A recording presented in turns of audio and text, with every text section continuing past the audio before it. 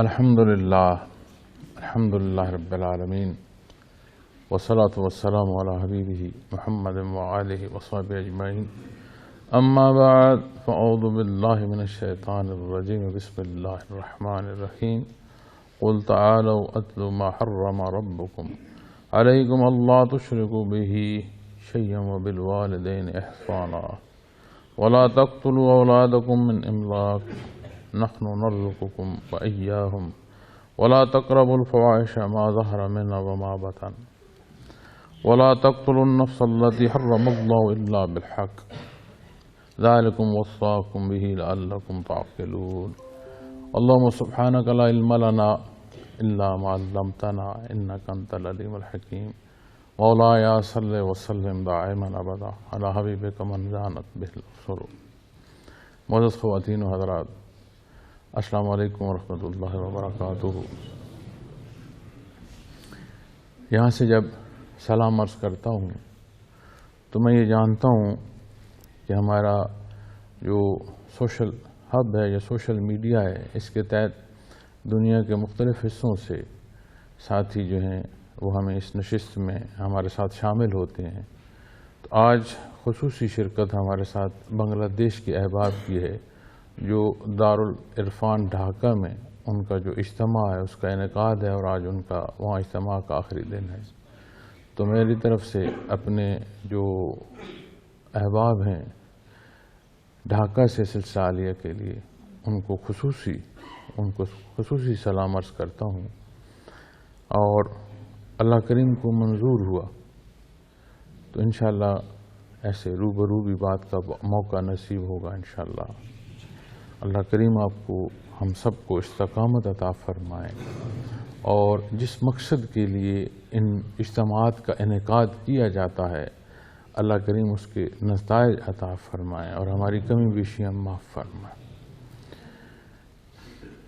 میں نے جو آیا کریمہ تلاوت کرنے کی سعادت حاصل کی ہے، اس میں اللہ جل شانہ نے ارشاد فرمایا ہے کہ فرمائیے آؤ میں تم کو پڑھ کر سناؤں جو تمہارے پروردگار نے تم پر حرام کیا ہے، کہ اس اللہ کے ساتھ کسی شے کو بھی شریک نہ بناؤ، اور ماں باپ کے ساتھ احسان کرو، اور افلاس کے ڈر سے اپنی اولاد کو قتل نہ کرو، کہ ہم روزی دیتے ہیں تم کو اور ان کو بھی، اور بے حیائیوں کے قریب مت جاؤ جو ان میں سے ظاہر ہوں اور جو چھپی ہوئی ہوں، اور کسی جان والے کو قتل نہ کرنا جس سے اللہ نے منع فرمایا ہو مگر جائز طور پر، یعنی جس کا شرع حکم دے.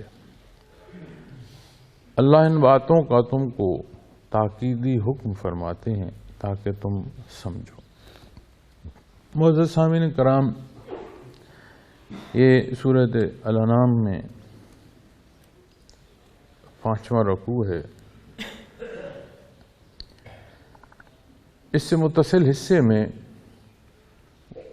کفار و مشرکین کی ضد اور عناد، ان کے رسم و رواجات، ان کے دین حق پر اعتراضات، مختلف پہلوؤں پر ارشاد فرمایا جا رہا ہے، اور وہ بودے اعتراض اور ان کا حق جواب جو متصل آیات کریمہ ان سے مل رہا ہے. ایک بات یقینی طور پر کہی جا سکتی ہے کہ بعثت محمد رسول اللہ صلی اللہ علیہ وسلم وہ وقت ہے، یہ تمام زمانوں میں افضل ترین زمانہ ہے، لیکن یہ موقع، یہ عطا جب ہوئی اس سے پہلے جو حالت تھی وہ بدترین حالات تھی. ایک طاقت کا قانون جس کی نظر میں یا جس کے اصول و ضوابط میں کمزور کے لیے کوئی گنجائش نہیں تھی، اور قتل و غارت، ہر طرح کا فساد، جنگ و جدل، انصاف وہ جو طاقت چاہے، حق وہ جو طاقتور چاہے. اور ایک خطہ عرب میں نہیں، کل دنیا سیاہ اور گھٹا ٹوپ اندھیرے میں ڈوب چکی تھی۔ اللہ جل شانہ نے اپنے حبیب صلی اللہ علیہ وسلم کو مبعوث فرمایا۔ وہ مقام جو یثرب کہلاتا تھا،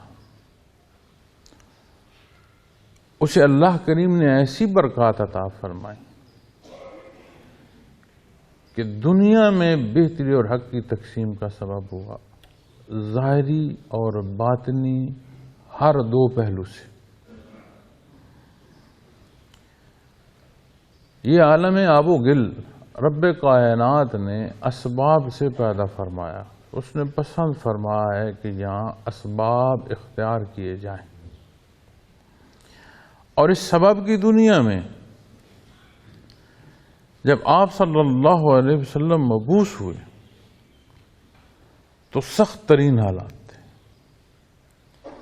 آپ صلی اللہ علیہ وسلم کا ارشاد عالی ہے کہ تمام اللہ کے جو انبیاء اور رسول ہیں انہیں سختیاں پیش آئیں، مشکلات پیش آئیں، سب سے زیادہ جو تکالیف پیش آئیں وہ آپ صلی اللہ علیہ وسلم کو آئیں۔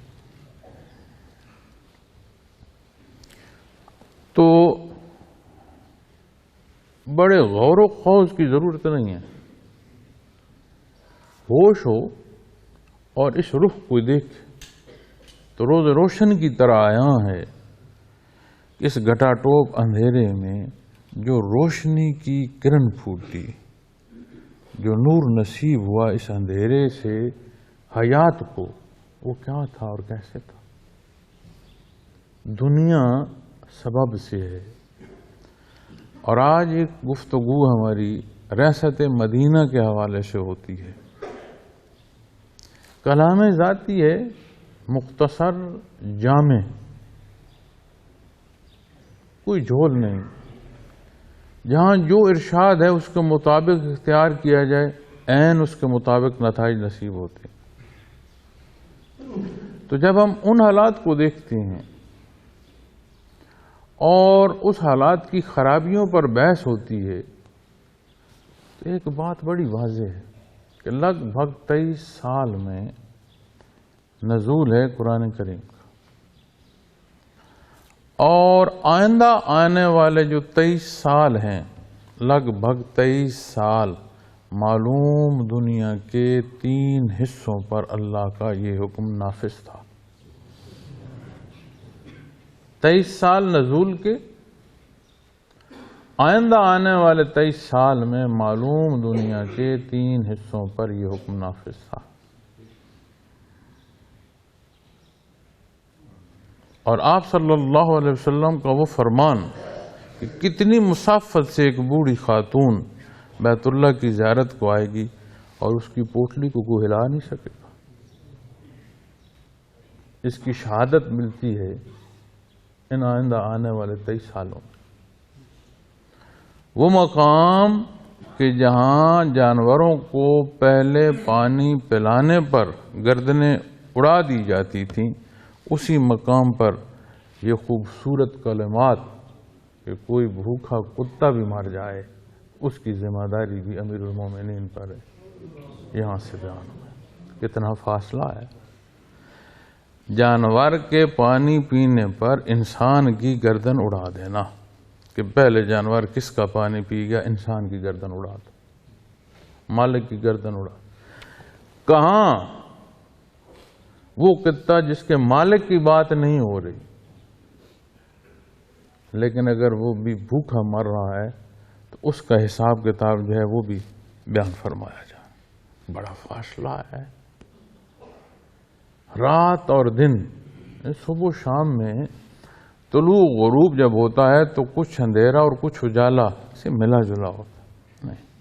یہاں جو جب بات آتی ہے کہ اگر اندھیرے کی آتی ہے تو گھٹا ٹوپ اندھیرا ہے، اگر روشنی کی آتی ہے تو عین جو دن کا ہے نا انتہا روشنی، جیسے سورج ایسے سر پر آ جائے ایسے روشنی۔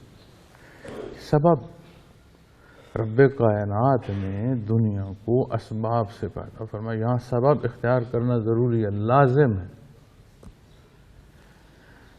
تو پھر کیا حصہ عطا ہوا، کن اصول و ضوابط کو اختیار کیا گیا، نبی کریم صلی اللہ علیہ وسلم نے کیسے تربیت فرمائی، وہ کون سے اصول و ضوابط. تو جب ہم دیکھتے ہیں تو قرآن کریم الف لام میم سے لے کر الناس ہر پہلو سے تربیت فرماتا ہے. اللہ اس کی سمجھ عطا فرمائے، اس پر عمل کی توفیق عطا فرمائے. یہاں جس آیا کریمہ پر آج گفتگو کرنے کی کا شرف نصیب ہو رہا ہے، اس آیا کریمہ میں 5 اصول بیان فرمائے گئے. متصل اگلی 2 آیات میں، ایک میں 4 ہیں اور 5واں اس سے اگلی جو تیسری آیت ہے اس میں. یہاں 10 اصول معاشرے کی تربیت کے بیان فرمائے گئے ہیں. پہلے معاشرے کی خرابیاں بات ہو رہی ہے، اعتراضات پر بات ہو رہی ہے، اور جو جو اعتراض وہ لا رہے ہیں یہاں تک فرمایا جا رہا ہے کہ کس سند سے یہ بات کر رہے ہیں. اور پھر جواب میں جب علاج بیان فرمایا جا رہا ہے تو پھر 10 باتیں یہاں بیان فرمائی.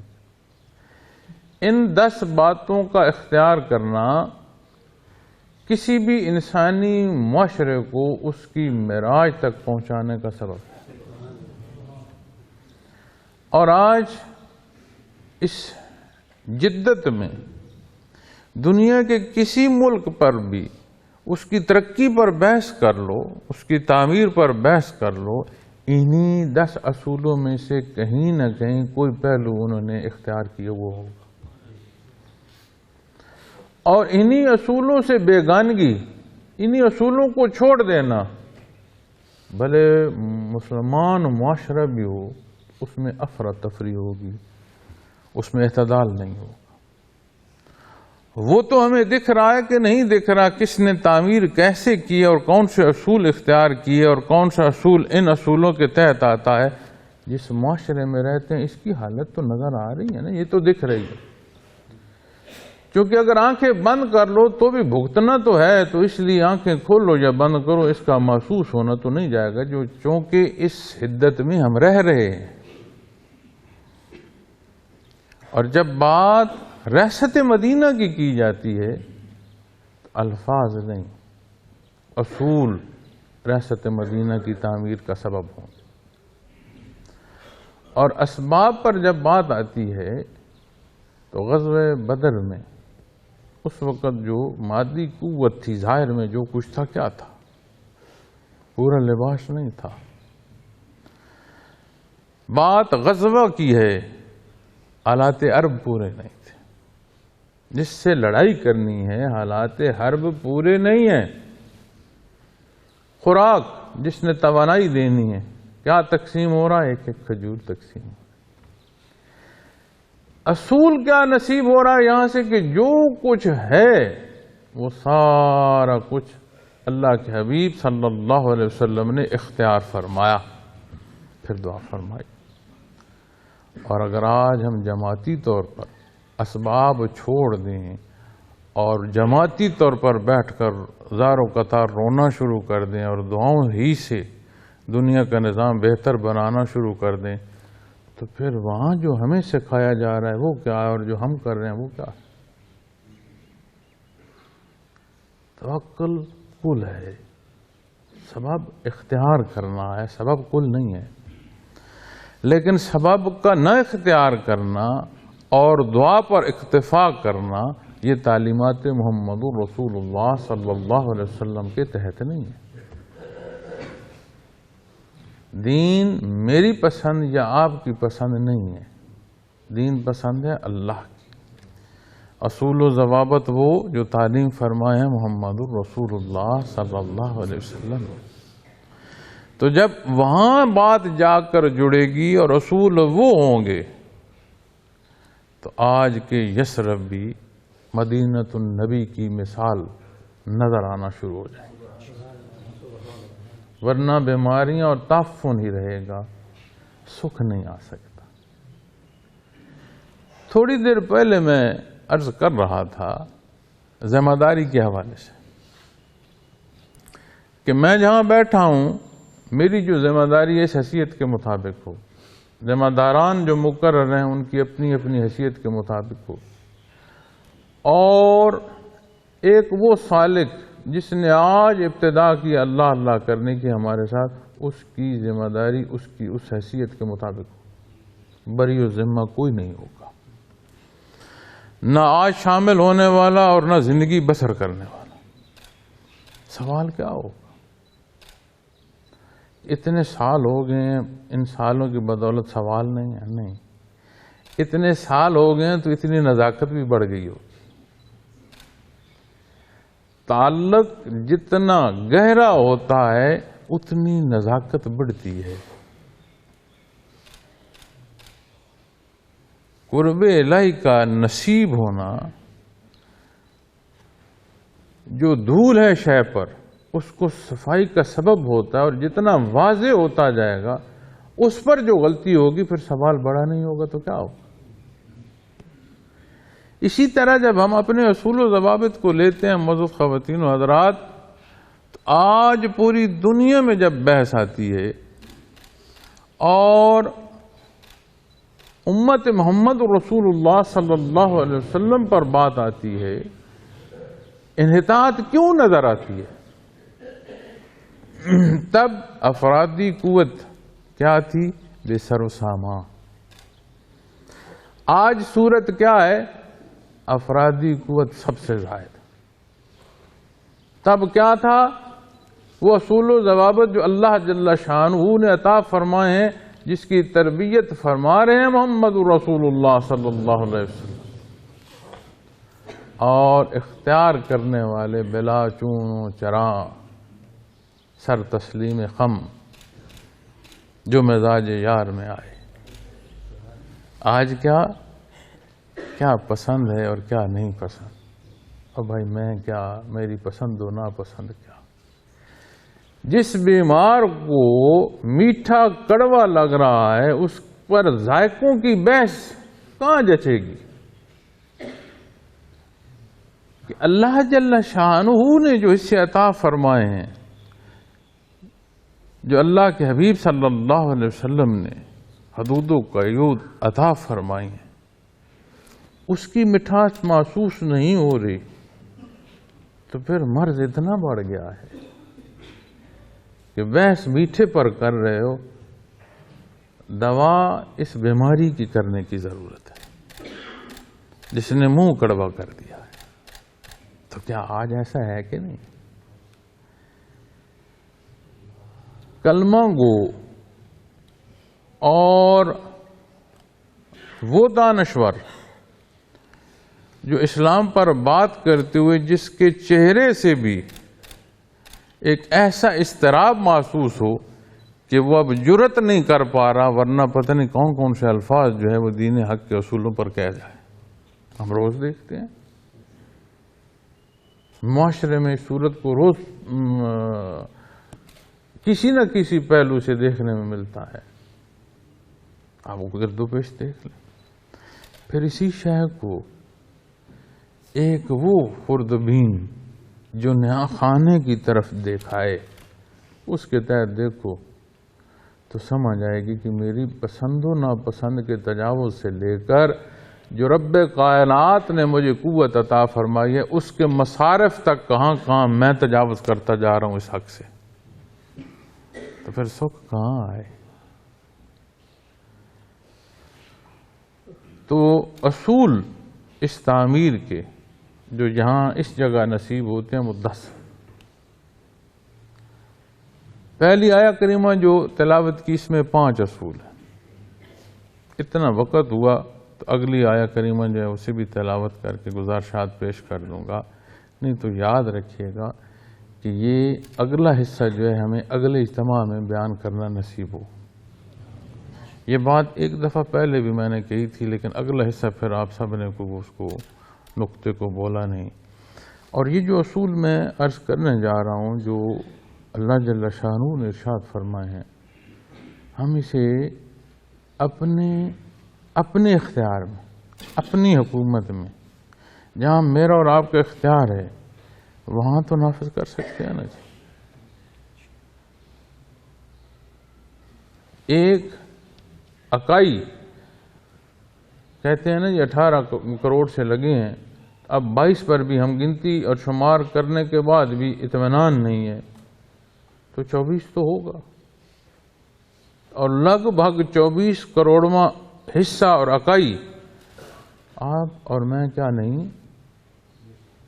ایک گھر، ایک بڑا چھوٹا سی ایک اکائی ملک کی نہیں ہوتی، وہاں رہنے والے نہیں ہوتے، باسی وہاں نہیں ہوتے، کمزور ضعیف طاقتور کیا وہاں نہیں ہوتے، کیا وہاں آمدن اور خرچ نہیں ہوتا، کیا وہاں بیماری اور صحت نہیں ہوتی، کیا وہاں پسند و ناپسند نہیں ہوتا، کہیں باہر سے وہاں خوف اور کہیں کا امن، یہ کیفیات اور حال نہیں ہوتے.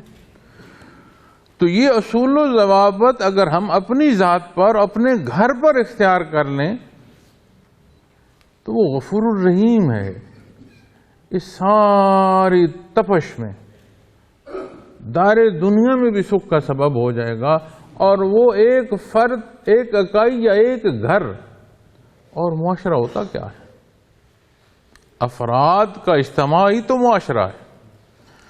تو افراد کی خرابیاں معاشرے کی خرابی کا سبب ہیں، اور اگر یہ اکائی بہتری کی صورت اختیار کرنا شروع کر دے تو کیا معاشرے میں بہتری کا سبب نہیں ہوگا؟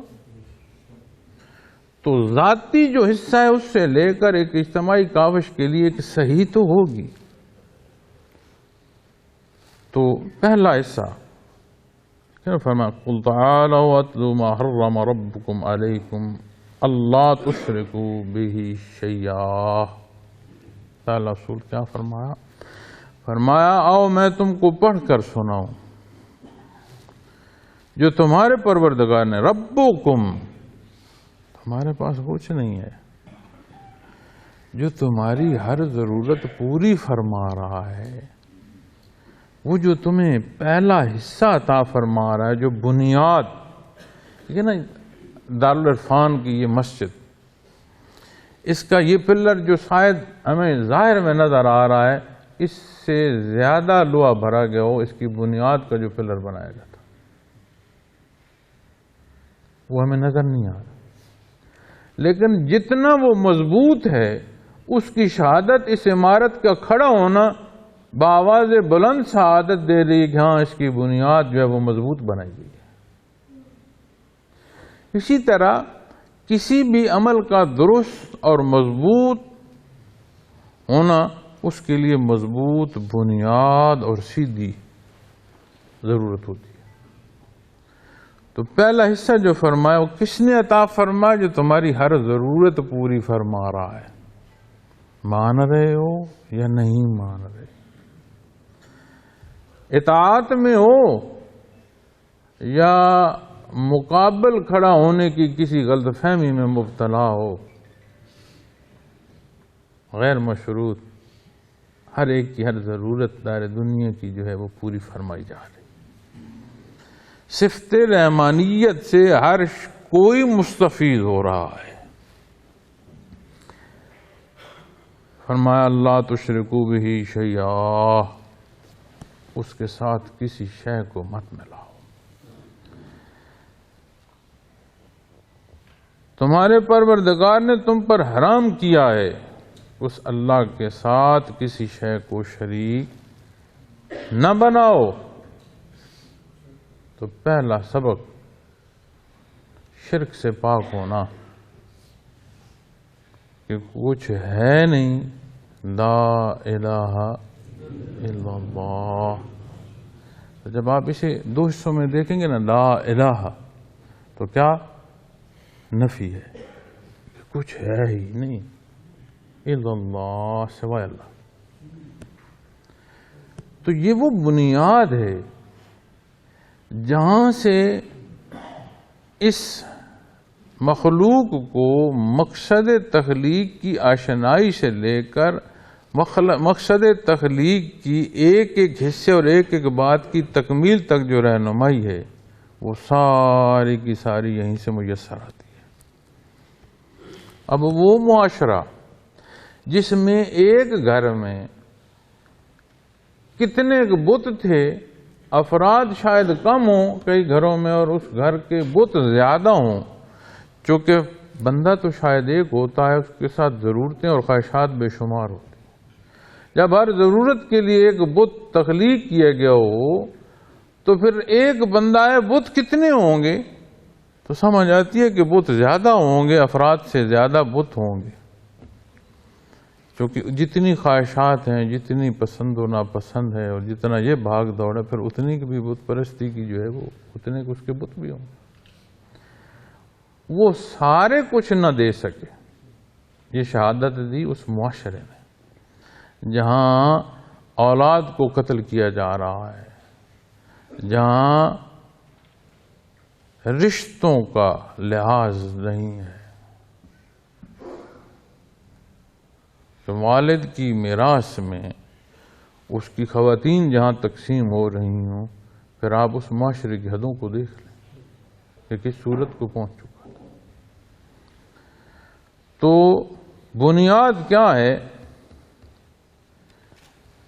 کہ اللہ جل شانہ کے ساتھ کسی کو شریک نہ بنا۔ اب اسی آپ کیفیات قلبی پر آ کر دیکھیں۔ حاضر ہونا، اس رستے کا مسافر ہونا، یہ اللہ کریم کی عطا ہے۔ اب جب یہاں سے آپ اس کو تربیت گاہ سے دیکھیں تو پھر آپ اس کے تشریف لانے پر اس کی تربیت کی ابتدا کرتے ہیں قلب سے، جسے اللہ کریم نے کیفیات کا گھر بھی بنایا ہے اور اس سلطنت کا بادشاہ بھی بنایا ہے۔ اس کی تربیت شروع ہوتی ہے کس سے؟ اللہ کے نام سے، اس وحدہ لا شریک کے نام سے۔ پھر لطیف قلب سے جب اتنی استعداد پیدا ہو کہ لطائف روشن شروع ہونا نصیب ہوں تو پھر رابطہ کرایا جاتا ہے۔ رابطہ سبق نہیں ہے، لیکن رابطہ اسباب کا رستہ ہے، کہ یہ اسباب کا رستہ ہے، یہ منازل سلوک کا رستہ ہے۔ پہلا سبق جب کرایا جاتا ہے تو کیا ہے؟ احدیت، وحدہ لا شریک لک یا اللہ۔ اس کہنے کے ساتھ ایمان کی وہ چاشنی، وہ محبت، وہ شوق جو اس مشت غبار کو عمل تک لے آئے۔ تو جب ہم اپنی اس اجتماع کو دیکھیں گے اور اس کی اس بنیاد کو دیکھیں گے جہاں فرمایا جا رہا ہے کہ لا تشرکوا بہ شیئا، کسی شے کو ساتھ شامل نہ کرو، اس اختیار کرنا، اس ماننے اور مزید اس کیفیت اور حال اور اس مراقبے تک پہنچنے تک پھر اس کے بعد کیا دیکھنے کی ضرورت ہے؟ اپنا معمولات، اپنی زندگی، پھر باریکی دیکھو گے تو پھر اپنی سوچوں اور نیت کو آ کر دیکھو۔ اس سارے کے بعد پھر سمجھ آئے کہ کوئی ہے جو مجھے دے گا، تو پھر کیا سمجھ آتی ہے کہ دو صورتیں ہیں، ایک جلی ایک خفی۔ جو ملاوٹ جلی کی جا رہی ہے وہ بت پوجا کر رہے ہیں سامنے تراش کر، جو خفی کی جا رہی ہے وہ منسوب کی جا رہی ہے، اور اس خفی میں کلمہ حق پڑھنے والا کتنی مخلوق ہے جو شامل ہے۔ تو ان کیفیات کے حاملین میں شامل ہو کر اور اللہ اللہ کرتے ہوئے پھر کوئی سوچے کہ فلاں شخص سبب ہے میرے مراقبات کو بلندی دینے کا، تو پھر اس نے کیا سوچا، اس نے کیا سمجھا، اس نے کیا حاصل کیا؟ تو اس حق کے مسافر کے لیے جو پہلا حصہ اللہ جل شانہ عطا فرما رہے ہیں وہ پاک صاف، کوئی ملاوٹ نہ ہو، کوئی شرک نہ ہو۔ ظاہری بات ہے جب ہم کلمہ گو جمع ہیں تو شرک جلی کی بات تو نہیں، خفی کی تو ہوگی۔ اور توکل جو ہے، جو یقین ہے، یہ جو ایمان کی پختگی ہے، یہ بندے کو مستغنی کر دیتی ہے۔ ربکم، اصول بیان فرمایا جا رہا ہے۔ جب اصول بیان فرمایا جا رہا ہے تو اختیار تو اس کے بعد ہی کیا ہوگا نا۔ بیان آیا، فرمایا، رہنمائی نصیب ہوئی، پھر اختیار کیا گیا نا۔ اس سے پہلے کیا؟ ربکم، تمہیں پہلے ہی دے رہا ہے، ہر شاید تمہاری ہر ضرورت پوری فرما رہا ہے۔ تو پھر معزز سامعین کرام، اس نقطے کو ہم نے دیکھنا کہ ہم خود اس پر کس درجے پر قائم ہیں۔ اس نقطے سے متعلق اپنے اہل و عیال کی تربیت کرنی ہے، اپنے بچوں کی تربیت کرنی ہے کہ بندگی کا رشتہ انہیں ایسا خوبصورت نصیب ہو کہ ہر پہلو میں وہ اپنے اللہ کی طرف دیکھیں۔ اسباب کا اختیار کرنا، اب دیکھیں نا، ہم متشدد مزاج ہے معاشرے کا۔ کسی ایک شے کی طرف گئے تو اس کی حدوں سے نکل گئے، پلٹے تو دوسری حد کو نکل گئے۔ اور یہ صورت ہم دیکھتے ہیں اپنے اس شعبہ تصوف میں۔ اگر آپ دیکھیں تو باہر کسی کی مثال دیں گے تو وہ کہیں گے ہم پر اعتراض کرتے ہیں۔ تو مقصد تو اعتراض نہیں ہے، مقصد تو تصحیح ہے۔ تو ہم اپنی تصحیح کیوں نہ کریں بجائے اس کے کہ کسی پر بحث کریں۔ تو جب آپ دیکھتے ہیں اسی شعبے میں تو ماننا شرک کی حدوں سے گزرا نظر آتا ہے، اور انکار کوئی اس درجے کا ہے کہ کلام بھی مانے ہو، بات بھی نہ کی جائے۔ اگر مزار ہے تو پتھر بھی اٹھا کر پھینک دو۔ مانا تو ان پتھروں کو سجدے تک چلے گئے، انکار کیا تو قبر کے پتھر اکھیڑ کر پھینک دو، اس حد تک چلے گئے۔ تو وہ اصول جو اللہ اور اس کے حبیب صلی اللہ علیہ وسلم نے دیے، جب تک وہ اختیار نہیں ہوں گے تو اعتدال نہیں آئے گا بھائی، ممکن نہیں ہے۔ آپ کیا سمجھتے ہیں جن لوگوں کی ایک زبان پر لاکھوں لوگوں کی فوج حرکت کرتی تھی اور ہزاروں اور لاکھوں تہتے ہو جاتے تھے، وہ اتنے بے وقوف تھے ظاہری معنوں میں کہ اتنے لوگوں کو انہوں نے جمع کر لیا؟ ایک اکائی دوسرے کو نہیں مانتی، تو اتنے سادہ تھے کہ انہوں نے مخلوق جمع کر کے اور اتنی طاقتور حکومتیں اور لکھوکھا فوج جمع کر لی کہ وہ قانون نافذ کرتے تھے جو انہیں پسند آتا تھا۔ اتنی آسان ہوتا تو آج میں اور آپ بھی بنا لیں۔ چھاتے رونا کام نہیں آتا۔ چھاتے رونا خواہشات نفسانی کے لیے زندگی صرف کر دینا اور اس راہ میں زندگی ضائع کر دینے کا تو سبب ہو سکتا ہے، حق کی تعمیر کا سبب نہیں ہو سکتا۔ یہاں عقل مندی کیا ہے؟ اپنی عقل چھوڑ دو۔ یہاں ساری عقل مندی یہ جو اللہ اور اس کے حبیب نے بیان فرمایا، اسے منوان اختیار کرو، خالص اختیار کرو، یہ عقل ہے۔ اور یہ وہ عقل ہے جو دنیا کی کامیابی کا بھی سبب ہے، اور جہاں ہمیشہ رہنا ہے، ہمیشہ رہنا ہے، ہمیشہ رہنا ہے، وہاں بھی فوز و عظیم سے امکنار کرنے کا سبب ہے۔ تو بنیادی طور پر پہلا حصہ کسی بھی معاشرے کے لیے ضروری ہے کہ اللہ جل شانہ کی وحدانیت کو اس طرح مانے کہ نہاں خانہ دل سے وہ شہادت دینا، پھر وہ خواہشات ذاتی جو ہے اس کا نفاذ نہیں چاہے گا، پھر وہ اپنی پسند و ناپسند کو اس پسند کے تحت تولے گا جو اللہ نے حکم فرمایا ہے۔ یہ بنیاد ہے ریاست مدینہ کی۔ اب جب ہم یہاں بات کرتے ہیں تو کیا ریاست مدینہ کی گلیوں میں یہود و نصارہ کا گزر نہیں تھا؟ کیا یہود کے ساتھ معاہدہ نہیں ہوا تھا؟ کیا آپ صلی اللہ علیہ وسلم نے فرمایا تھا کہ غیر مسلم جو ہیں وہ یہاں نہیں رہ سکتے؟ تو دو حق بنیادی طور پر زندہ رہنے کا اور مذہب اختیار کرنا اللہ کریم نے ہر ایک کو عطا فرمایا۔ تو جب بات آتی ہے اس ماننے کی، تو جو ہم مانتے ہیں ہمیں اس اصول کے تحت رہنا ہے، تو جو اس اصول کے تحت رہیں گے تو حد سے کوئی تجاوز نہ کرے تو غیر مسلم کا جو ہے سکھ وہ بھی اسلامی معاشرے میں اسے بھی نصیب ہو رہا ہوگا۔ اور یہ تاریخ اسلام میں ملتا ہے، اور ایک بار نہیں، بار بار ملتا ہے۔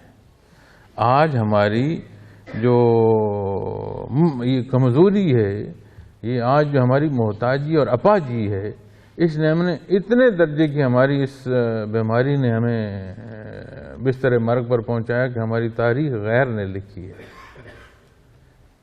اس نے جیسا چاہا ویسا لکھا، ہم اتنی سخت نہیں کہ اپنی تاریخ تو درست پڑھ لیں، جیسا لکھا گیا ویسا ہم اپنی اولاد کو پڑھاتے چلے جا رہے ہیں،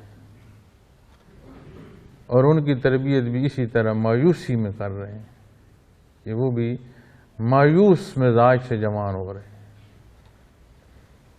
حضرت جی رحمۃ اللہ تعالیٰ علیہ فرمایا کرتے تھے، وہ کہتے تھے کہ آپ کسی قوم یا کسی ملک کو دیکھ کر جب کہتے ہیں کہ ان جیسا ہونا ہے، تو آپ غلامی سے نہیں نکل سکتے، اس لیے کہ آج جہاں وہ کھڑے ہیں آپ کہتے ہیں ان جیسا ہونا ہے، جب آپ وہاں پہنچتے ہیں وہ اتنا آگے چلے گئے ہوتے ہیں۔ تو جو حق اللہ کریم نے بیان فرمایا ہے، یہ وہ اصول و ضوابط ہیں کہ وہ خطہ کیسر و کسرا جسے اپنے ساتھ شامل نہیں کرنا چاہتے تھے کہ سوائے تکلیف کے اس خطے کی شمولیت سے اور کوئی حاصل نہیں، اس خطے نے دنیا کو انصاف بخشا۔ اور یہ تاریخ ہے، جیسا مسق کرتے جاؤ تاریخ کو، اتنی روز روشن کی طرح واضح اور عیاں ہے، اس کا انکار کرنے والا اس کا انکار نہیں کر پا رہا۔ تو ہمیں بھی ضرورت ہے اپنے لیے یہ بنیادی اصول جس کا ماننا نصیب ہوا، اس میں یہ حقیقت ہو، اس کے مطابق زندگی چلے۔ اور جب ہم اس کے مطابق اپنی ذات کو دیکھیں گے تو پھر وہ تجاوز جو پسند و ناپسند کے تحت ہم اختیار کرتے ہیں انہیں اس سے رکنا ہوگا۔ پھر یہ جو نصیب ہے اللہ، یہ جو کیفیت اور حال ہے، یہ وہ دوا ہے جو اندھے پن کا علاج ہے۔ اندھا کہتا ہے نا مجھے کچھ نظر نہیں آتا،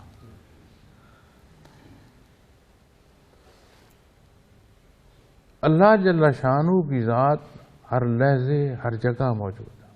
وَهُوَ مَعَكُمْ أَيْنَمَا كُنتُمْ، جہاں کہیں ہو اللہ تمہارے ساتھ ہے، اس کا ہونا حق ہے۔ ہمارا ماننا بنیادی ایمان کے جزیات اور حصوں کا ہے، بنیاد ہے۔ لوگوں کا ہونا محسوس ہوتا ہے، اس کیمرے کا روبرو ہونا محسوس ہوتا ہے، اس ریکارڈنگ کا ہونا روبرو محسوس ہوتا ہے، بچوں بوڑھوں کا محسوس ہوتا ہے، ایک اللہ جل شانہ کا روبرو ہونا محسوس نہیں ہوتا بندے مومن کو۔ لوگ ظاہر لوگوں سے چھپاتے ہیں کہ دیکھنے والا کیا کہے گا، تو یہاں کیا ہے وہ دیکھنے والوں کو نہیں معلوم۔ اور جس کے روبرو حقیقی ہو کہ وہ تمہارا اتنا قریب ہے کہ اتنے قریب تم اپنے نہیں ہو، اس کی ذات تو علیم ہے، تو نیا خانے میں جانتا ہے کہ تیرے نے کیا ہے، تو تھا نہیں، تیرے اس ہونے سے پہلے کا وہ جانتا ہے کہ تو ہوگا اور تیرے اندر کیا ہوگا۔ تو پھر کس درجے کا اندھا پن ہے؟ اگر یہاں بھی نائی نصیب ہو جائے تو کوئی کیا کہتا ہے کہ حیثیت ہی کوئی نہیں، میرے اللہ کو کیا پسند ہے، ساری بات پھر اس پر لگ جائے گی۔ اور کیا خوبصورت زندگی نصیب ہو، کہ معیت باری تعالیٰ نصیب ہو، ہمہ وقت محسوس ہو، مگن ہو اپنے اللہ کے روبرو ہوں۔ ہم جب رشتہ دیکھتے ہیں نا بندگی کا، تو ہمیں ہوتا ہے کہ میں نے اتنی دعائیں کی قبول ہو گئیں، یہ اتنی ضرورت ہے وہ پوری ہو گئی، اور کوئی راستہ اور چارہ نہیں ہے میاں، اور رب العالمین ہے ہر ایک کی ضرورت پر۔ خوبصورت رشتے کی یہ ہے کہ یہ نصیب ہو کہ میرے اللہ، اپنے رشتوں کو دیکھو، کتنا خوبصورت رشتہ ہے میاں بیوی کا، کتنا اعلیٰ رشتہ ہے والدین اور اولاد کا۔ مجھے کیا دیا میں نے کیا لیا. کیا آج یہی سارے گھر میں اور سارے رشتوں میں بحث ہے کہ نہیں ہے؟ اور کس لیے کس دیے کی بات کرتے ہو، اس رشتے کی کیوں نہیں بات کرتے جو تمہارے مابین رشتہ ہے؟ وہ کتنی خوبصورت بات ہے. تو جب اسی رشتے کو یہاں لے کر آؤ گے، میں بیمار ہوں مجھے شفا نصیب ہو گئی، میں بھوکا ہوں مجھے کھانا میسر آیا، میں پیاسا ہوں مجھے پینا نصیب ہو، ان ساری باتوں کو دیکھتے ہو، یہ کیوں نہیں دیکھنا نظر آتا؟ کیوں محسوس نہیں ہوتا کہ میرے اپنے اللہ ہے، اس نے مجھے اپنی بندگی کو پیدا فرمایا، پسند فرمایا کہ میں اس کی بندگی کے لیے اس کے حضور حاضر ہوں اور سر پر سجود. وہ بے نیاز ہے، وہ محتاج نہیں ہے. اے محتاج، تجھے اس رشتے کی چاشنی محسوس نہیں ہو رہی کہ میرے اپنے اللہ ہے؟ سودے بازیوں میں پڑا ہے. تو اس اللہ سے یہ بندگی کا تعلق خالص نصیب ہو تو انہیں عطا فرما رہا ہے جو اس کے مقابلے. اتنا عطا فرمایا خدائی کے دعوے داروں کو کہ انہوں نے اس کے مقابل جنت جا بنائی. کوئی باتیں کر. جب اللہ کے لیے ہم جمع ہوتے ہیں تو پھر دیکھو اس کی بنیاد اخلاص ہے، خالص اس کی رضا کے لیے سودے نہ ہو، طریقہ درست ہو، پھر وہ متواتر ہو، مزاج مستقل ہو. تو ہمارا کمال ان تینوں شے میں کوئی نہیں ہے، یہ بھی اس کی عطا ہے. اور پھر سمجھ آئے گی کہ بینا ہونا کیا ہوتا ہے. ہم تو بینا ہونا کہتے ہیں کہ جی اسے کوئی ٹھوکر نہیں لگی، اس نے راستہ دیکھا.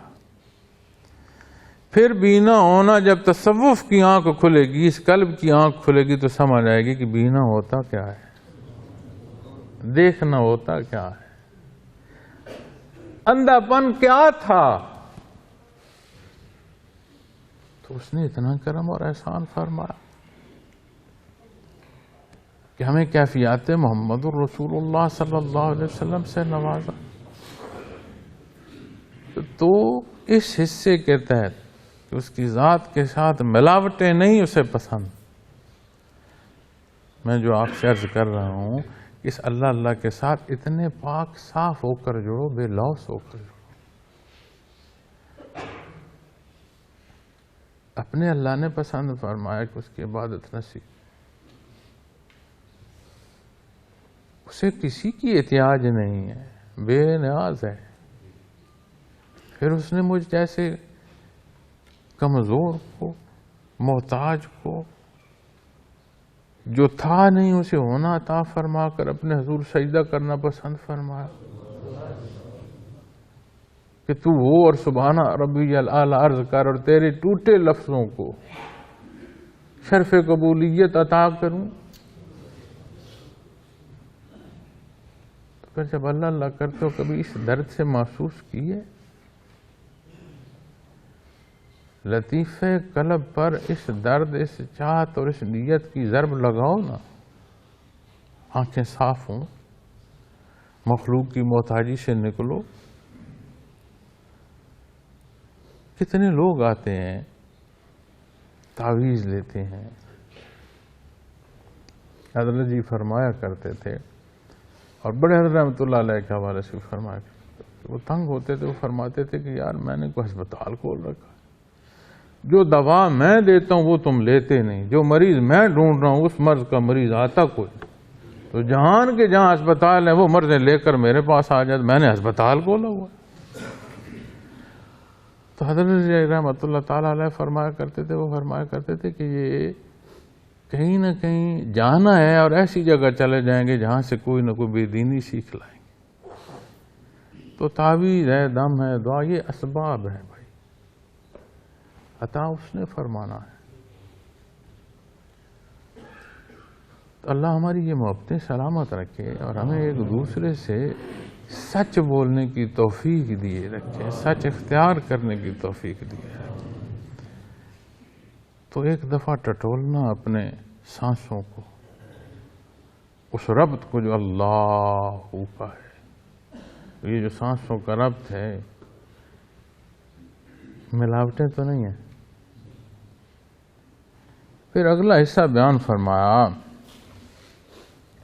وَبِالْوَالِدَيْنِ احسانا، فرمایا دیکھو اپنی ذات کے بعد دوسرا اصول فرمایا اور ماں باپ کے ساتھ احسان کرو۔ احسان آج کے جو زبان ہے یا جو استعمال ہے لفظ احسان کا، اس کو لے گو تو اس کو کہیں گے کہ جیسے کسی پر دین کرنا ہے۔ نہیں، یہ دین احسان اس معنوں میں نہیں جیسے آج ہم کہہ رہے ہیں، یہ خدمت کے معنوں میں ہے، ان کا حق ہے فرض پورا کرنے کے معنوں میں ہے، ذمہ داری کی ادائیگی کے معنوں میں ہے۔ تو جب اس معنوں میں لیں گے تو وہ جو تمہیں دنیا میں لانے کا سبب ہوئے، ضروری نہیں ہے کہ یہ شرط ہو کہ وہ بھی مسلمان ہو۔ والدین اگر غیر مسلم بھی ہیں تو اف کی اجازت نہیں ہے، بے ادبی کی اجازت نہیں ہے۔ ایک بات کہ اللہ اور اس کے حبیب صلی اللہ علیہ وسلم کے مقابل کوئی بات کہہ دیں تو اس کا ماننا یہ درست نہیں ہے، لیکن اس ماننے اور نہ ماننے میں بھی بدتمیزی اس کی گنجائش نہیں ہے۔ غالباً غزوہ بدر میں آپ صلی اللہ علیہ وسلم نے سے حضور ایک صحابی نے عرض کی یا صلی اللہ علیہ وسلم، مقابل میرا والد ہے جو آپ کے مقابل تلوار لے کر کھڑا، اگر اجازت دیں تو میں اس کے مقابل لڑتا ہوں، میں اس کی گردن اڑا دوں گا۔ وہ تمہیں دنیا میں لانے کا سبب ہے اور تو اسے دنیا سے بھیجنے کا سبب ہو سکتا ہے؟ نہیں، تو اس کے آپ نے اجازت نہیں فرمائی۔ آپ کا حضور پیش ہوئے کہ یا صلی اللہ علیہ وسلم والد ایمان نہیں لائے، بت پرستی کے لیے مجھے کہتے ہیں اٹھا کر لے جاؤ، معذوری ہے چل نہیں سکتے، میرے لیے کیا حکم فرمایا؟ کندھے پر اٹھا کر لے جاؤ۔ جب تک وہ بیت اللہ میں رہنا چاہے وہ جانے، ان کا اللہ جانے، جب گھر آنا چاہے اٹھا کر لے اور احترام اور محبت سے لے آؤ۔ اپنے معاشرے میں دیکھو ہمیں تو بطور توارث دین نصیب، جو دنیا میں آنے کا سبب ہیں وہی لا الہ الا اللہ محمد الرسول اللہ صلی اللہ علیہ وسلم، اس کا سبب نہیں ہے۔ تو پلٹ کر دیکھو تو صحیح، ہمارا احترام کیا ہے، ہمارا احسان کیا ہے، ہمارا محبت سے، شوق سے، محبت سے والدین کا دیکھنا رائے گاہ نہیں جاتا۔ رب کائنات کو وہ نظر عزیز ہے جو احترام سے اپنے والدین کو دیکھے۔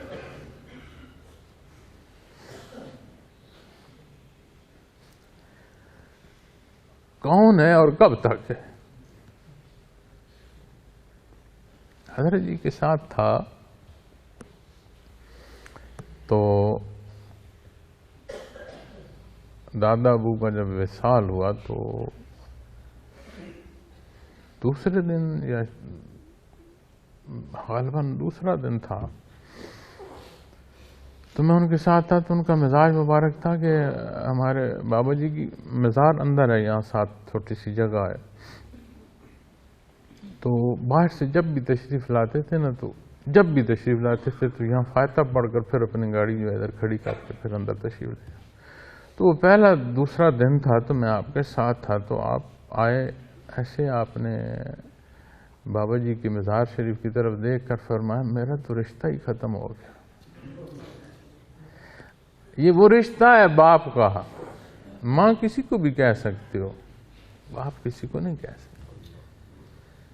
انہوں نے کہا میرے والد صاحب کا جانا دنیا میں میرے اس رشتے کے انقطاع سبب ختم ہوگا، دنیا میں میں اور کس کو کہہ سکتا ہوں کہ والد کس کو کہوں گا؟ تو ایسے مزار شریف کو دیکھ رہے تھے تو بڑی محبت سے، بڑی درد سے انہوں نے یہ فرمایا، تو دیکھو گھر میں یہ رشتے سلامت ہیں، جن کی خوشی تمہاری خوشی میں ہے، جن کا دکھ تمہارے دکھ میں ہے۔ ہم کیا کر رہے ہیں؟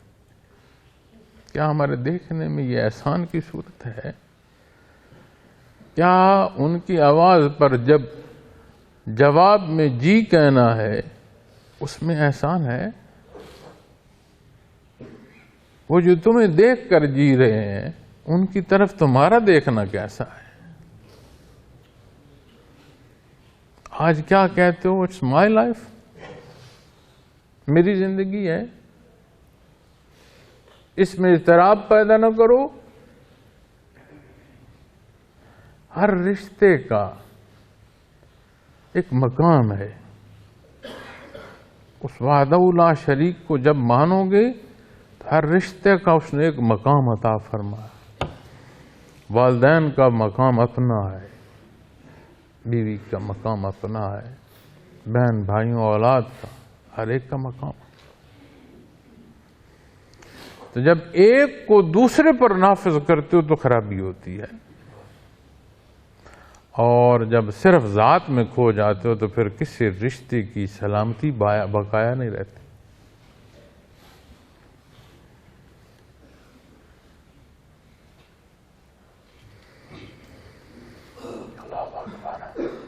محبت کی بات ہوتی ہے، شوق کی بات ہوتی ہے، اس کی عطا ہوتی ہے۔ حضرت جی رحمۃ اللہ تعالی علیہ عمرے پر تشریف لے گئے، ایک یمنی آپ سے ملا، پورے سے قد کے، عموماً لوگ بھی وہاں گئے تو اس کا قد بھی بڑا تھوڑا سا تھا۔ تو وہ جب ملا تو اس نے جہاں تک وہ پہنچتا تھا، یہاں سے لے کر پاؤں تک اس نے کوئی جگہ نہیں چھوڑی جو نہ چومی ہو۔ سمجھ نہ آئے کہ اس کو ہو کیا گیا، اس کو پکڑو کیا ہو۔ غریب مزدور آدمی، تو اس نے عرض کی کہ میں بڑے وقت سے ڈھونڈ رہا ہوں آپ کو۔ اس نے کہا میرے پاس میرے گھر میں غریب آدمی ہوں، لیکن میں چاہتا ہوں آپ میرے گھر تشریف لائیں۔ گھر لے گیا،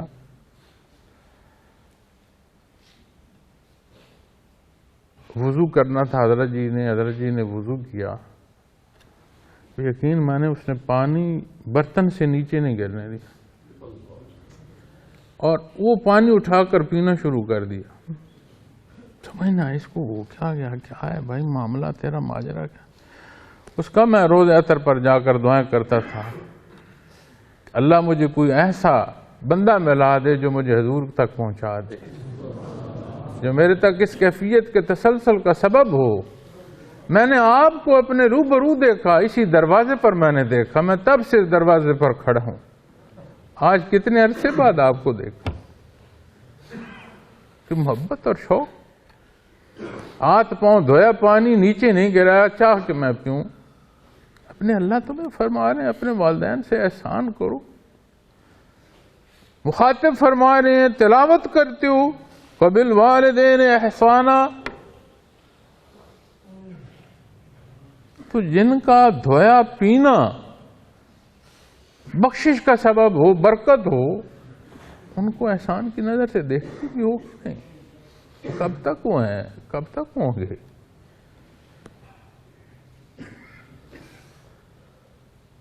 باپ نے پوچھا کہ بیٹا یہ درخت پر کیا بیٹھا ہے؟ ابا جی کوا بیٹھا ہے۔ ٹھیک ہے بھائی۔ پھر کہا بیٹا یہ درخت پر کیا بیٹھا ہے؟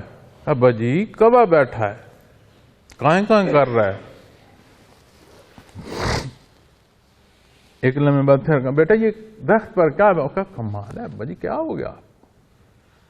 بتایا تو ہے کہ یہ کوا بیٹھا ہے۔ ان کا بیٹا مجھے بھی بتایا یہ کوا بیٹھا، یہی درخت تھا، اسی پر کوا بیٹھا تھا، اور تو اتنا سارا تھا، تجھ نے مجھ سے 100 دفعہ پوچھا، میں نے 100 دفعہ تمہیں بتایا کہ یہ کوا بیٹھا۔ اپنی باری تیسری باری چیخ گئے ہو۔ کہتے ہو والدین کو سنبھالنا مشکل ہے، تم تو سمجھتے ہیں کہ سنبھالے آئے ہو۔ تو دوسرا جو معاشرے کی تعمیر ہے وہ یہ خاندانی نظام ہے، جس کو آج کی روشن خیالی کہتی ہے کہ اٹس مائی لائف۔ تو اللہ جل شانہ بنیادی حصہ جو بیان یہاں فرما رہے ہیں، پہلی ساری خرافات جو وہ بک رہے ہیں، کہہ رہے ہیں، کفار اعتراض کر رہے ہیں، اس کے جواب میں ارشاد فرمایا جا رہا ہے کہ وحدانیت باری تعالیٰ کے ساتھ پھر وہ عملی صورت جو برتاؤ کی ہے اس کی ابتدا والدین سے، وبالوالدین احسانا،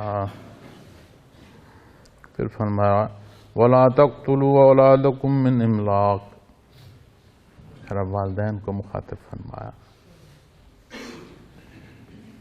پہلے والدین کا بیان فرمایا کتنا اہم ہے، پہلے یہ بھی تو فرمایا جا سکتا تھا نا، پہلے والدین ہوتے ہیں پھر اولاد ہوتی ہے، تو والدین کو فرمایا جا سکتا تھا نا کہ تم اولاد کی کو دیکھو، نہیں، والدین کا اولاد کے مقابل مقام اول ہے، پہلے ان کا ادب بیان فرمائے گا، پھر والدین کے رشتے کو، چونکہ مطلق انسان کی تربیت ہو رہی ہے نا جی، تو اس کے ہی مختلف مواقع اور مختلف رشتے اور حیثیتیں ہیں، پھر فرمایا وَلَا تَقْتُلُوا أَوْلَادَكُم مِّنْ إِمْلَاقٍ، فرمایا اور افلاس کے ڈر سے اپنی اولاد کو قتل نہ کرو۔ قدیم جو عرب رواجات تھے وہاں پر یہ بھی تھا کہ مفلسی سے بھی اولاد کو قتل کر دیتے تھے، اور خصوصاً بیٹیوں کو جو قتل کرتے تھے وہاں معاشرے کی حالت ایسی تھی اور اتنی بے روی تھی اور بے حیائی تھی کہ کوئی نہیں چاہتا تھا کہ میری بیٹی اس معاشرے میں بڑی ہو، اور ایک ہتک بھی محسوس کرتے تھے کہ کوئی داماد کسی کا بنے، اس سے بھی وہ ہتک کرتے تھے۔ اب جب بندہ خواہشات ذاتی پر آ جاتا ہے تو اصول و ضوابط بھی پھر اس کے اپنی نفسانی خواہشات کے ہوتے ہیں، تو فرمایا اور افلاس کے ڈر سے اپنی اولاد کو قتل نہ کرو۔ معزز سامعین کرام، اس قتل پر بھی جب بحث آئے گی تو اس کے بھی دو پہلو ہوں، ایک وہ جو معصوم قتل کر دیے گئے تو دنیا میں مکلف ہی نہ رہے، دنیا کی زندگی تو چھینی گئی، لیکن آخرت تو بخشش نصیب ہو۔ ایک قتل اولاد ہے جو اس بے روی کی نظر ہم کر رہے ہیں، اس سے بھیانک ہے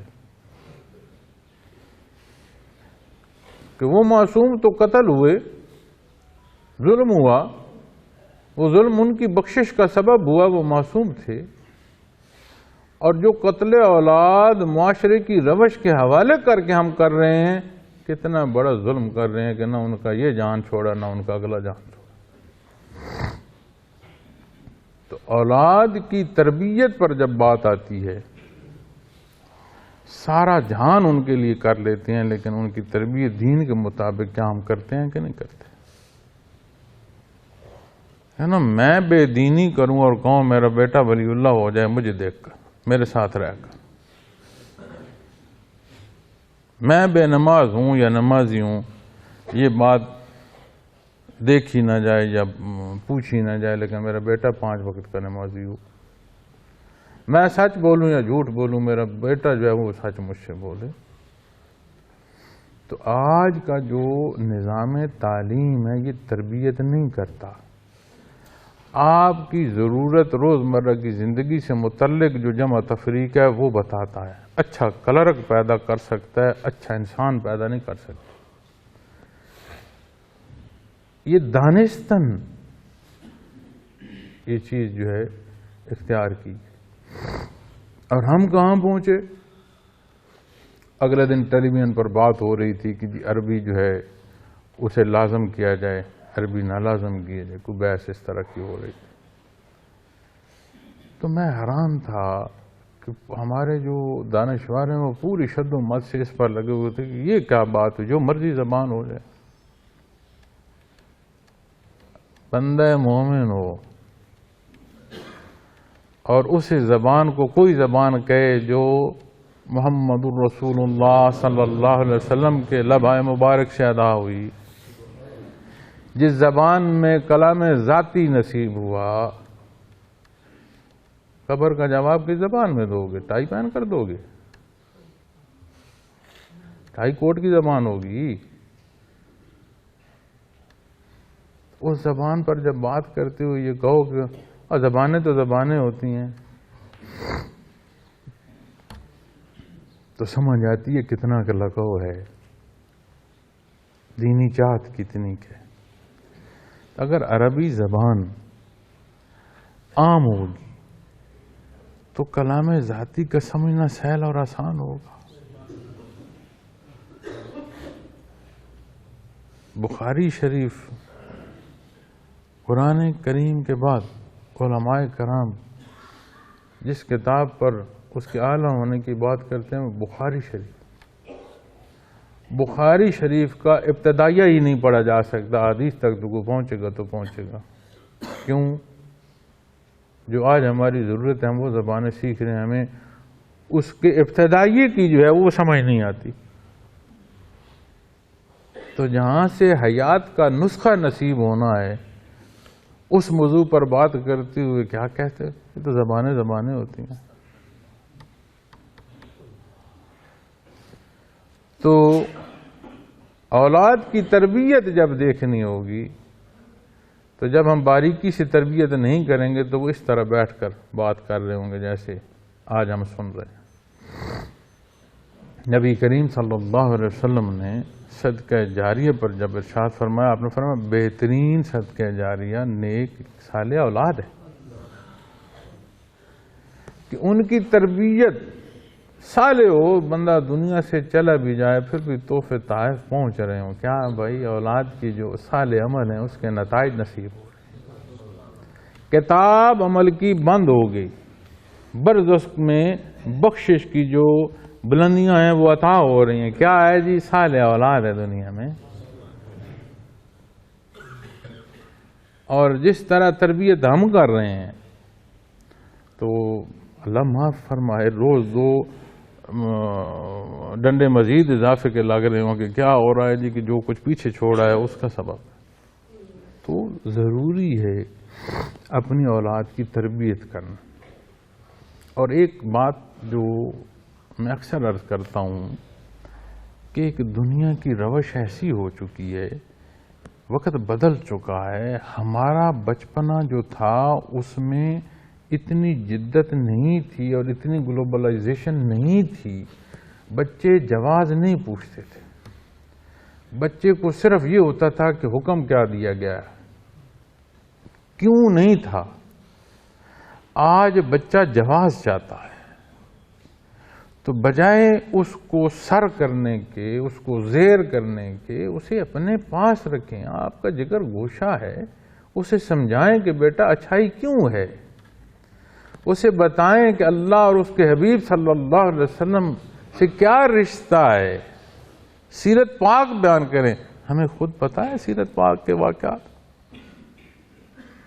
ہمیں خود شوق ہے کہ ہم جانیں آپ صلی اللہ علیہ وسلم نے صبح کیا عمل اختیار فرمایا، دن میں کیا عمل اختیار فرمایا، ذاتی زندگی کیسے بسر فرمائی، اللہ کی مخلوق سے جہاں معاملات تھے وہ کیسے فرمائے۔ کیسا عاشق ہے بھائی، کیسا عشق کا دعوے دار ہے، اس نے چاہا ہی نہیں کہ میرے نبی کریم صلی اللہ علیہ وسلم نے کیسے معاملات زندگی بسر فرمائے۔ اس محبت اور اس شوق کی ضرورت ہے کہ ہمیں اپنی ذات سے ہوتے ہوئے اپنی اولاد کی تربیت تک پہنچائے۔ تو قتل اولاد میں یہ حصہ بھی شامل ہو جائے گا کہ جو ان کی تربیت کی کوتاہیاں ہوں گی۔ مال لگے ہیں مخلوق جمع کرنی، حلال ہے حرام ہے کوئی خیال نہیں ہے، لگے ہیں کیوں کر رہے ہو بھائی؟ او جی میں اپنے بچوں کے لیے کر رہا ہوں۔ وہی بچے اسی حرام خواہ کو اور اسی جو ایک بدتمیزی ہے اسی میں پروان چڑھ کر جب سامنے آ کر کھڑے ہو کر بات کرتے ہیں تو پھر اس وقت دیکھنے والی حالت ہوتی ہے، اور یہ ہم دیکھتے ہیں روز معاشرے میں۔ انہیں بتائیں کہ کہ بیٹا تو مسلمان ہے، مسلمان کیا ہونا، مسلمان ہونا ہے کیا؟ نبی کریم صلی اللہ علیہ وسلم سے تیرا کیا رشتہ ہے؟ بندگی کیا ہے؟ پھر کہنا میں ان کی ضرورت پوری کر رہا ہوں، حکم سے پہلے فرمایا ربکم، تمہارا رب تمہیں بتا رہا ہے. اور یہاں کیا فرمایا؟ فرمایا کہ وَلَا تَقْتُلُوا أَوْلَادَكُم مِّنْ إِمْلَاقٍ، تم کس ڈر سے قتل کر رہے ہو؟ تم رازق نہیں ہو، جو تمہیں عطا فرما رہے ہیں ان کا رازق بھی وہی ہے. جو تمہیں عطا فرما رہا ہے اسی کے ذمے ہے ان کا رزق، رب العالمین ہے، اس کی شان ہے عطا فرمانا. تو تیسرا حصہ جو آ گیا وہ یہ. اب دیکھیں نا، معاشرے کے افراد دو حصوں میں آ گئے، والدین پھر اولاد. تو افراد پر معاشرہ ہے کیا؟ انسانوں کا اجتماعی معاشرہ ہے نا. تو بنیادی دو رشتے والدین اور اولاد. اب جب اولاد کی تربیت کی گئی ہوگی تو اسی معاشرے میں اولاد جو ہے وہ کہیں نوکری کے لیے جائے گی، کہیں کاروبار کے لیے جائے گی، کہیں اس کا لین دین ہوگا، کہیں اس کی مزید دوستی تعلق ہوگا. تو ایک خوبصورتی جو ہے وہاں سے پھلنا پھولنا شروع ہو جائے گی، معاشرتی خوبصورتی. تو اولاد کی تربیت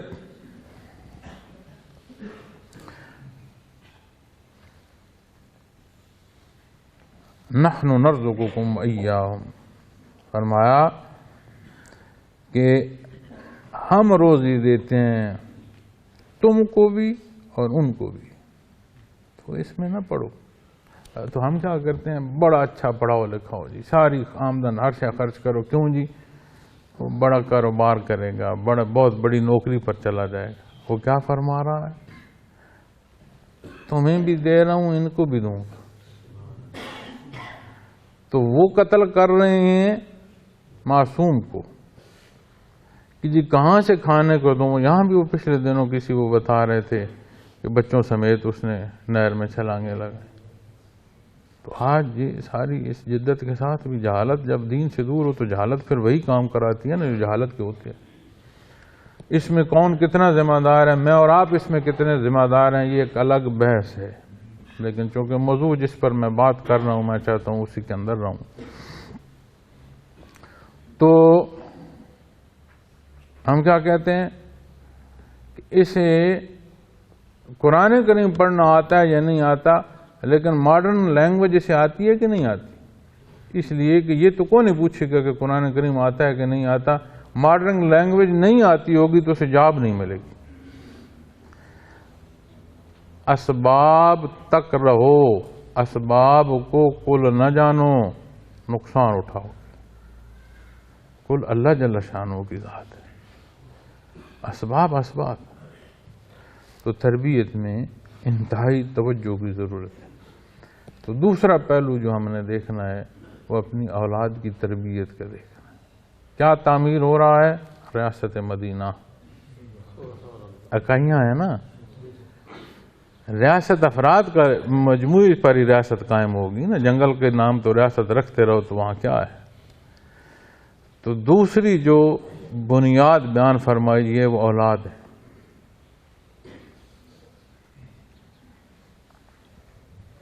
وَلَا تَقْرَبُوا الْفَوَاحِشَ مَا ظَهَرَ مِنْهَا وَمَا بَطَنَ. قرآن کریم میں ایک اور جگہ بھی آتا ہے کہ وہ ہے جو تمہاری نظر کو بھی دیکھتا ہے. ہم صاحب نظر کی بے حیائی آنکھ سے دیکھتے ہیں کہ آنکھ میں بے حیائی ہے یا حیا ہے. وہ علیم اس نظر کو بھی دیکھتا ہے جسے آج تک کوئی آلہ دیکھنے والا نظر کا نہیں ہے. جس جگہ دیکھا جا رہا ہے وہ ہے، جس سے دیکھا جا رہا ہے، جس کو دیکھا جا رہا ہے وہ بھی دیکھ پایا جا رہا ہے آج ساری جدت کے باوجود. اس کے درمیان جو دیکھنے والا حصہ ہے وہ کو نہیں دیکھ رہا، وہ اس باریک بھی ہیں وہ بھی دیکھتا ہے.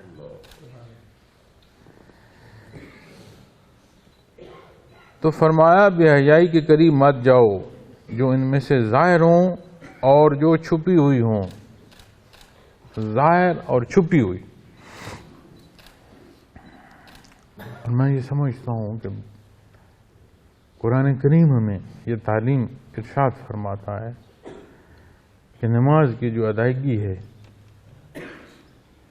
اس غلطی سے تحفظ کا سبب بنتی ہے. تو بچوں کی تربیت میں اس کے 7 سال عمر سے جو ہے اس کی یہ تربیت جو نماز کے لیے وہ شروع ہو جاتی ہے.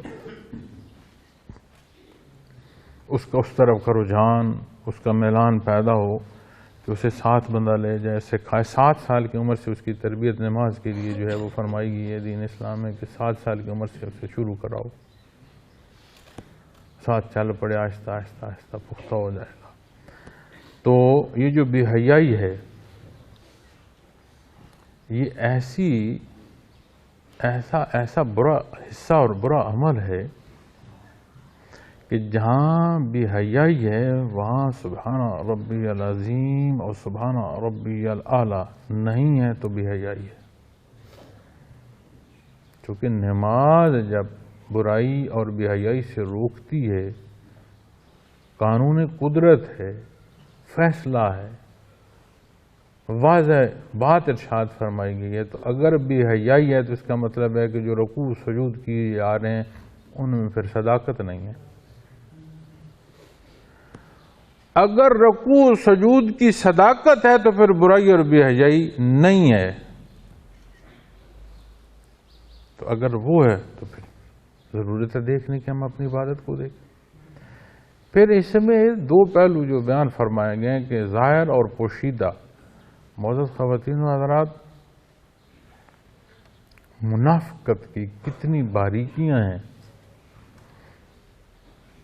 کہ مخلوق کو دیکھ کر حیا کا پیکر بننا اور نیا خانے دل میں بے حیائی کا پنپنا، یہ دنیا پر نہیں، یہ اس اصول کو نشاندہی کی جائے کہ ظاہر اور باطن ہے.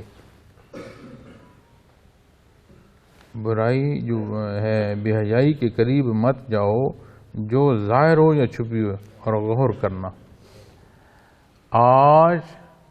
جتنا آج کا یہ سوشل میڈیا ہے اور جتنی ایکسیس ہمیں اور ہماری اولاد کو اس سوشل میڈیا پر ہے، اس ایکسیس سے زیادہ اس سوشل میڈیا پر وہ مواد ہے جو برائی اور بے حیائی کی طرف لے کر جاتا ہے، ڈبوتا ہے، بے حیائی ہے. ہم نے سبق نہیں لیا اس عمل سے پرہیز کرنی ہے، اس طرف نہیں جانا. ہمارا دشمن جانتا ہے کہ ان کو اگر اجاڑنا ہے تو اس عمل میں ڈال دو. دیکھو نا، شیطنت جو ہے وہ پوری شد و مد سے برائی ہمارے اندر ڈالی. اور تاریخ اٹھاؤ، اپنی تاریخ اٹھاؤ مسلمانوں کی کہ اس بے حیائی کے عمل کو کب اور کتنی بار مسلمانوں کو گرانے کے لیے استعمال کیا گیا ہے. آپ کیا سمجھتے ہو کہ یہ جو آج بے حیائی عام ہے اور جو عریانیت عام ہے یہ ایسے ہی ہے؟ یہ روشن خیالی کے طور پر ہی ہے؟ دانستہ ہے.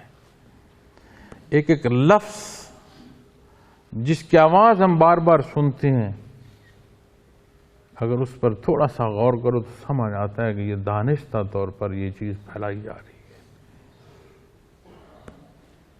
تو اگلا حصہ جو معاشرے میں ایک خوبصورتی نکھار پیدا کرنے کا ہے کہ وَلَا تَقْرَبُوا الْفَوَاحِشَ مَا ظَهَرَ مِنْهَا وَمَا بَطَنَ.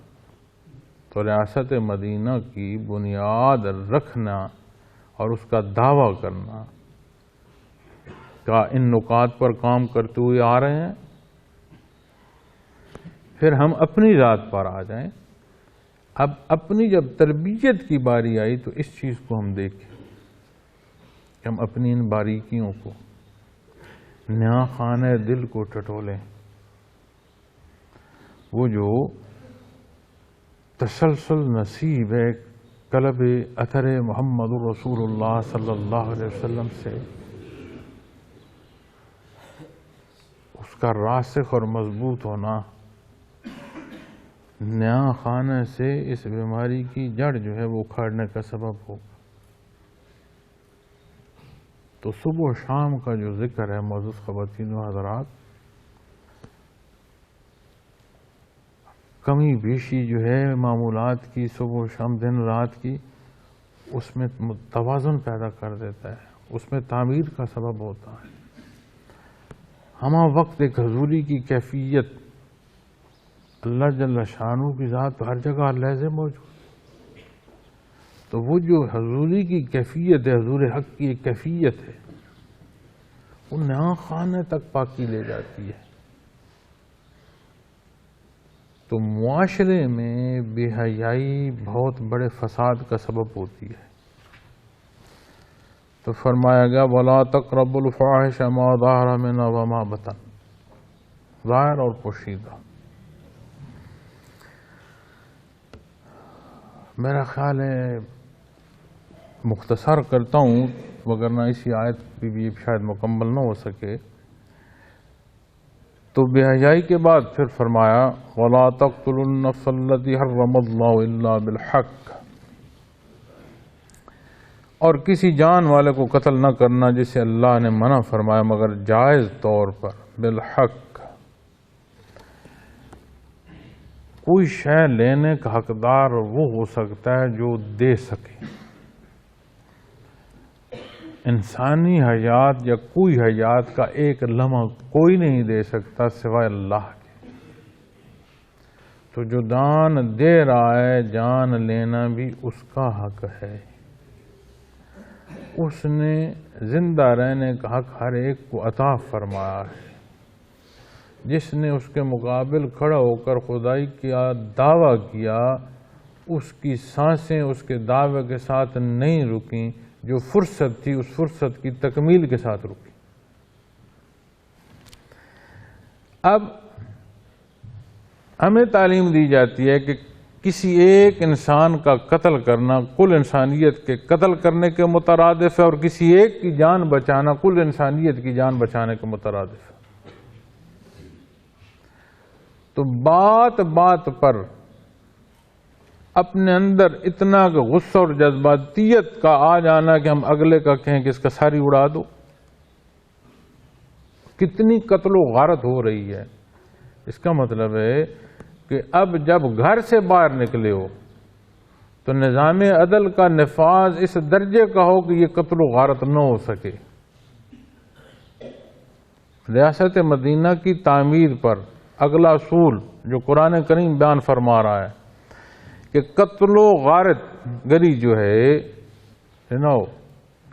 ہاں بالحق، کسی نے قتل کیا ہے وہ واجب القتل ہے، لیکن اپنے اصول و ضوابط کے تحت ہر کوئی اسے اٹھ کر قتل کر دے تو وہ بھی قاتل ہو۔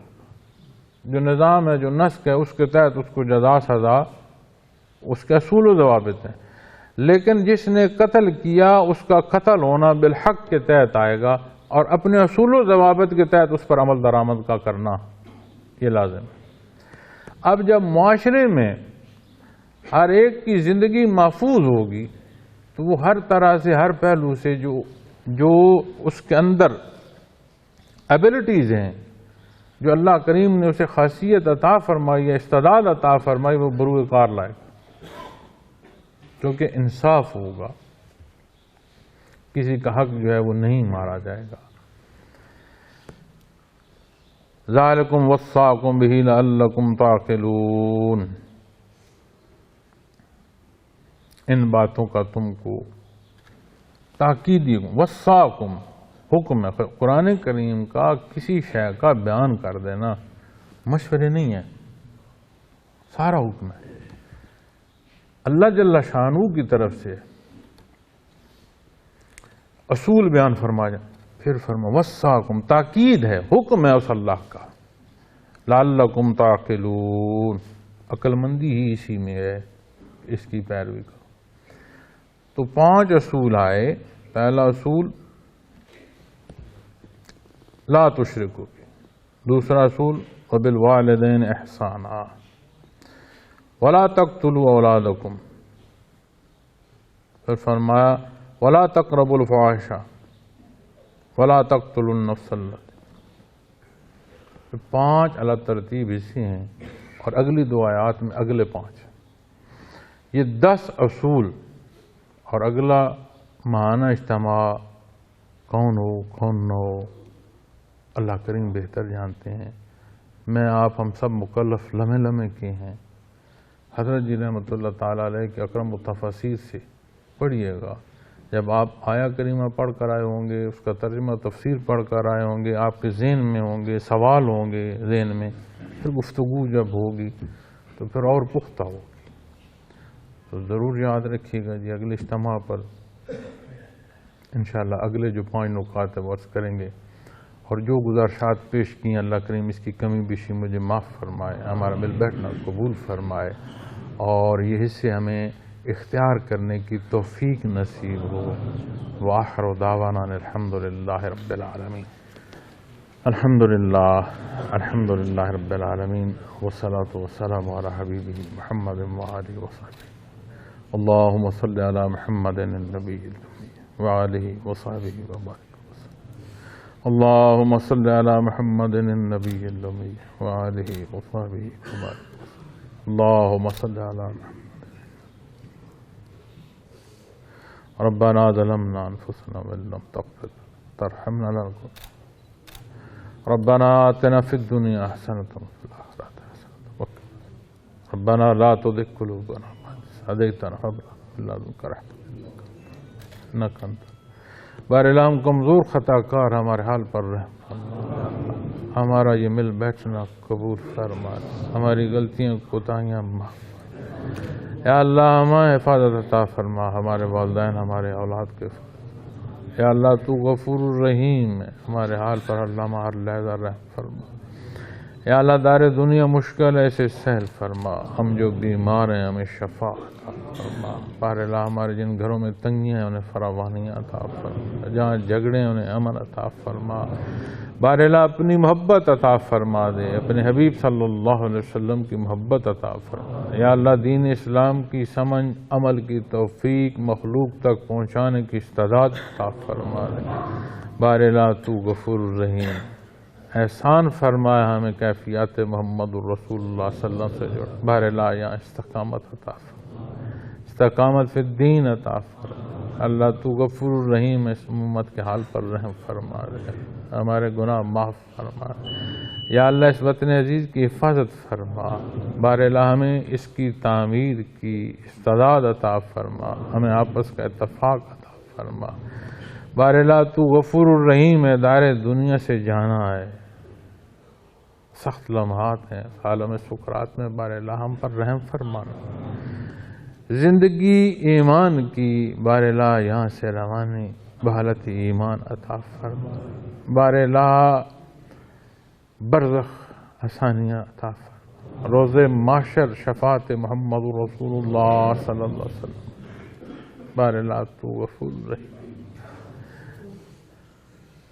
رب یسر ولا تعسر وتمم بالخیر وتمم بالخیر. اللهم صل على محمد النبي وآله وصحبه وبارك.